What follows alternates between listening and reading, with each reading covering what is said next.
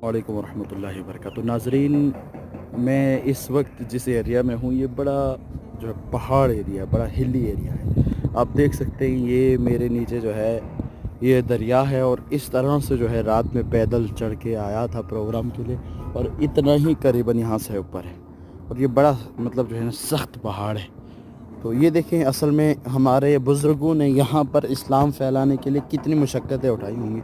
आज तो हम वहाँ तक जो है रोड में गाड़ी से आए, वहाँ से आगे पैदल चले, तो ये कोई बड़ी बात नहीं है मेरे लिए।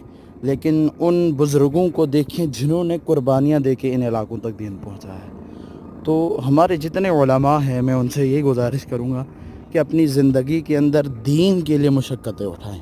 किसी आदमी की वाह सुनने के लिए नहीं, दीन के लिए अगर मुशक्क़तें उठाएंगे, मुझे पता है इंशाअल्लाह रब वो कबूल करेगा, और ये हमारे लिए क़यामत के दिन के लिए जो है ना एक ज़रिया निजात बन जाएगा। बाकी अल्लाह